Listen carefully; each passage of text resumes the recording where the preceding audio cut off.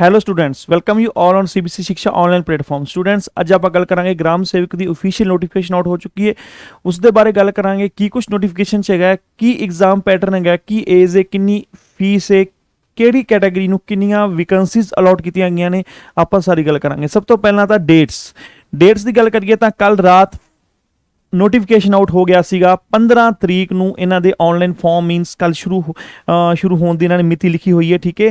And last date form fill ਕਰਨ ਦੀ ਕਿੰਨੀ ਹੈ? 27 ਜੂਨ। ਮੀਨਸ 1.5 ਮੰਥ ਤੁਸੀਂ ਫਾਰਮ ਫਿਲ ਕਰਨ ਤੇ ਲਗਾ ਸਕਦੇ ਹੋ। ਆਰਾਮ ਨਾਲ ਮਸਤੀ ਨਾਲ ਆਪਦੇ ਫਾਰਮ ਫਿਲ ਕਰੋ।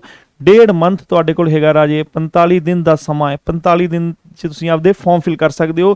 ਇਸ ਤੋਂ ਇਲਾਵਾ 30 ਜੂਨ ਤੱਕ ਤੁਸੀਂ ਆਪਣੀ ਫੀਸ ਭਰ ਸਕਦੇ ਹੋ, ਸ਼ਾਮ ਨੂੰ 5 ਵਜੇ ਤੱਕ ਬੈਂਕਿੰਗ ਆਰ ਦੇ ਅੰਦਰ, ਠੀਕ ਹੈ ਰਾਜੇ। ਤਾਂ ਇਹ ਆਪਣੇ ਕੋਲ ਹੈਗੀ ਹੈ ਫੀਸ ਐਲੀਜੀਬਿਲਿਟੀ ਹੈਗੀ ਹੈ। ਮੀਨ ਤੁਸੀਂ 1.5 ਮੰਥ ਤੁਸੀਂ ਆਰਾਮ ਨਾਲ ਆਪਦੀ ਮਸਤੀ ਨਾਲ ਮਾਨ ਸਰਕਾਰ ਦੇ ਅੰਡਰ ਰਹਿ ਕੇ ਤੁਸੀਂ ਆਪਣਾ ਫਾਰਮ ਫਿਲ ਕਰ ਸਕਦੇ ਹੋ, ਠੀਕ ਹੈ। ਐਂਡ ਵਧੀਆ ਤਿਆਰੀ ਕਰ ਸਕਦੇ ਹੋ। ਹੁਣ ਤੁਹਾਡੇ ਕੋਲ 3.5 ਮੰਥ ਦਾ ਟਾਈਮ ਤੁਹਾਡੇ ਕੋਲ ਹੈਗਾ ਹੈ। 1.5 ਮੰਥ ਫਾਰਮ ਫਿਲ ਕਰਨ ਦਾ, ਉਸ ਤੋਂ ਬਾਅਦ 2 ਮੰਥ ਦਾ ਟਾਈਮ ਤੁਹਾਡੇ ਕੋਲ ਆਰਾਮ ਨਾਲ ਮਿਲ ਜਾਏਗਾ ਤੁਹਾਨੂੰ। ਉਸ ਤੋਂ ਬਾਅਦ ਆਪਾਂ ਗੱਲ ਕਰਦੇ ਹਾਂ ਤਾਂ ਇਹਨਾਂ ਨੇ ਭਾਰਤੀ ਸੰਵਿਧਾਨ ਦੀ ਧਾਰਾ 309 ਦੇ ਤਹਿਤ ਇਹਨਾਂ ਨੇ ਜੋ ਇੱਕ ਮੰਗ ਕੀਤੀ ਹੈ, ਐਲੀਜੀਬਲ ਵੈਕੈਂਸੀਜ਼ ਦੀ ਮੰਗ ਕੀਤੀ ਹੈ। Village development organiser means video ਦੀ ਮੰਗ ਕੀਤੀ ਹੈ। ਕਿੰਨੀਆਂ ਵੈਕੈਂਸੀਜ਼ ਨੇ? 792 ਵੈਕੈਂਸੀਜ਼ ਨੇ ਰਾਜੇ, ਠੀਕ ਹੈ। ਤਾਂ ਇਸ ਦੀ ਆਨਲਾਈਨ ਸਟਾਰਟ ਹੋ ਚੁੱਕੀ ਹੈ। ਯੋਗਤਾ ਦੀ ਗੱਲ ਕਰੀਏ, ਸਭ ਤੋਂ ਵੱਡਾ ਸਵਾਲ ਯੋਗਤਾ ਤੇ ਆਉਂਦਾ ਹੈ। ਯੋਗਤਾ ਵਾਸਤੇ ਸਭ ਤੋਂ ਪਹਿਲਾਂ ਤੁਹਾਨੂੰ ਕੀ ਕੀਤੀ ਹੋਣੀ ਚਾਹੀਦੀ ਹੈ? 10ਵੀਂ ਦੇ ਵਿੱਚ ਤੁਹਾਨੂੰ ਪੰਜਾਬੀ ਕੀਤੀ ਹੋਣੀ ਚਾਹੀਦੀ ਹੈ, ਠੀਕ ਹੈ। ਦੂਸਰੀ ਚੀਜ਼ ਕੀ ਹੈ? ਸੈਕੰਡ ਡਿਵੀਜ਼ਨ ਤੁਹਾਨੂੰ +2 ਕੀਤੀ ਹੋਣੀ ਚਾਹੀਦੀ ਹੈ। ਮੀਨਸ ਹੁਣ +2 ਦਾ ਮੁੱਲ ਪੈਣ ਲੱਗ ਗਿਆ ਰਾਜੇ। +2 ਦਾ ਮੁੱਲ ਇਹਨਾਂ ਨੇ ਪਾਤਾ। +2 ਤੁਸੀਂ ਸੈਕੰਡ ਡਿਵੀਜ਼ਨ 'ਚ ਕੀਤੀ ਹੋਣੀ ਚਾਹੀਦੀ ਹੈ। ਤੀਸਰੀ ਗੱਲ ਕੀ ਹੈ? ਤੁਹਾਡੇ ਕੋਲ ਗ੍ਰੈਜੂਏਸ਼ਨ ਹੋਣੀ ਚਾਹੀਦੀ ਹੈ। ਕਿਸੇ ਵੀ ਰਿਕੋਗਨਾਈਜ਼ ਯੂਨੀਵਰਸਿਟੀ ਤੁਸੀਂ ਗ੍ਰੈਜੂਏਸ਼ਨ ਕੀਤੀ ਹੋਣੀ ਚਾਹੀਦੀ ਹੈ। ਚੌਥੀ ਗੱਲ ਇਹਨਾਂ ਨੇ ਕੀ ਕਹਿਤੀ ਰਾਜੇ? 1 ਈਅਰ ਦਾ ਕੰਪਿਊਟਰ ਡਿਪਲੋਮਾ ਹੋਣਾ ਚਾਹੀਦਾ ਕਿਸੇ ਵੀ ਰਿਕੋਗਨਾਈਜ਼ ਇੰਸਟੀਟਿਊਟ ਤੋਂ। ਫੋਰ ਐਗਜ਼ਾਮਪਲ ਤੁਸੀਂ ਵੀਡੀਓ ਦੇ ਵਿੱਚ ਮੇਰੀ ਦੇਖ ਸਕਦੇ ਹੋ, ਵੀਡੀਓ ਮਿਲ ਗਈ ਹੋਵੇਗੀ ਰਾਜੇ। PGDCA ਹੋ ਗਈ ਹੈ ਨਾ, DCA ਹੋ ਗਈ, ਉਹ ਚੀਜ਼ਾਂ ਐਲੀਜੀਬਲ ਨੇ। ISO ਐਲੀਜੀਬਲ ਨਹੀਂ ਹੈਗਾ, ਇਹ ਗੱਲ ਧਿਆਨ ਰੱਖਣੀ। ਇਸ ਤੋਂ ਇਲਾਵਾ ਪੇ ਸਕੇਲ ਦੀ ਆਪਾਂ ਗੱਲ ਕਰੀਏ ਤਾਂ 19,900 ਰੁਪਇਆ ਰਾਜੇ ਤੁਹਾਨੂੰ ਲੱਗਦਿਆਂ ਨਾਲ ਮਿਲਣਾ ਸਟਾਰਟ ਹੋ ਜਾਵੇਗਾ, ਅਗਰ ਤੁਸੀਂ ਇੱਕ ਪੰਚਾਇਤੀ ਵਿਭਾਗ ਵਿੱਚ ਜੌਬ ਕਰਨ ਜਾ ਰਹੇ ਹੋ ਤਾਂ, ਠੀਕ ਹੈ। ਇਸ ਤੋਂ ਇਲਾਵਾ ਆਪਾਂ 792 ਵੈਕੈਂਸੀਜ਼ ਨੇ। ਜਰਨਲ ਦੀਆਂ 282 ਵੈਕੈਂਸੀਜ਼ ਨੇ, ਹਾਂ। ਇਹਦੇ ਵਿੱਚ ਵੂਮੈਨਸ ਦੀਆਂ ਕਿੰਨੀਆਂ? 33% ਰਿਜ਼ਰਵ ਕਰਕੇ 93 ਵੈਕੈਂਸੀਜ਼ ਨੇ। ਐਵੇਂ ਹੀ ਇਕਨੋਮਿਕ ਵੀਕਰ ਸੈਕਸ਼ਨ ਦੀਆਂ 79 ਵੈਕੈਂਸੀਜ਼ ਨੇ। ਬਹੁਤ ਵਧੀਆ ਮੌਕਾ ਹੈ EVS ਦੇ ਵਿੱਚ ਤੁਸੀਂ ਅਗਰ ਜੌਬ ਫਿਲ ਕਰਨੀ ਹੈ। SC ਕੈਟਾਗਰੀ ਦੀਆਂ ਵੀ 79 ਨੇ। M&B ਦੀਆਂ R&O ਦੀਆਂ ਵੀ 79 ਨੇ। BC ਕੈਟਾਗਰੀ ਦੀਆਂ 92 ਨੇ, ਹੈ ਨਾ। ਐਕਸ ਸਰਵਿਸਮੈਨ ਦੀਆਂ 56 ਨੇ। ਤੁਸੀਂ ਬਹੁਤ ਵਧੀਆ ਐਲੀਜੀਬਲ ਇਹਨਾਂ ਨੇ ਜਿਹੜਾ ਹੈ ਇਹਨਾਂ ਨੇ ਕੀਤਾ ਹੈ। 792 ਵੈਕੈਂਸੀਜ਼ ਨੇ ਟੋਟਲ ਰਾਜੇ, ਠੀਕ ਹੈ।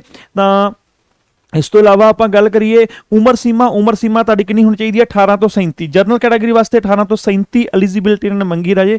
ਇਸ ਤੋਂ ਇਲਾਵਾ ਬਾਕੀਆਂ ਨੂੰ ਤੁਹਾਨੂੰ ਪਤਾ ਹੀ ਹੈ 5 ਸਾਲ ਦਾ ਛੋਟ ਮਿਲਦੀ ਹੈਗੀ ਹੈ, ਠੀਕ ਹੈ। ਰਾਜ ਅਤੇ ਕੇਂਦਰੀ ਵਾਲਿਆਂ ਨੂੰ 7 ਸਾਲ ਦੀ ਛੋਟ ਹੈ, 45 ਸਾਲ ਤੱਕ। ਅਦਰ ਨੂੰ ਕਿੰਨੀ ਹੈ? 42 ਸਾਲ ਤੱਕ ਦੀ ਛੋਟ ਹੈ ਰਾਜੇ, ਠੀਕ ਹੈ।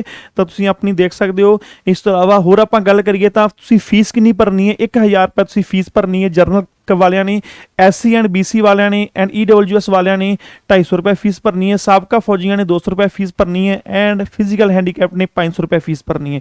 ਇਸ ਤੋਂ ਇਲਾਵਾ ਤੁਹਾਡਾ ਇੱਕ ਰਿਟਨ ਟੈਸਟ ਹੋਵੇਗਾ। ਟਾਈਪਿੰਗ ਟੈਸਟ ਬਾਰੇ ਕੋਈ ਜ਼ਿਕਰ ਨਹੀਂ ਕੀਤਾ ਗਿਆ PSSB ਵੱਲੋਂ ਇਨ ਦਾ ਨੋਟੀਫਿਕੇਸ਼ਨ ਆਫ ਗ੍ਰਾਮ ਸੇਵਕ ਦੀ ਨੋਟੀਫਿਕੇਸ਼ਨ ਵਿੱਚ ਕੋਈ ਵੀ ਇਹਨਾਂ ਨੇ ਟਾਈਪਿੰਗ ਦਾ ਜ਼ਿਕਰ ਨਹੀਂ ਕੀਤਾ। ਮੀਨਸ ਟਾਈਪਿੰਗ ਨਹੀਂ ਲੈਣਗੇ, ਓਨਲੀ ਇਹਨਾਂ ਨੇ ਲਿਖਤੀ ਆਧਾਰ ਤੇ ਇਹਨਾਂ ਨੇ ਮੰਗਿਆ।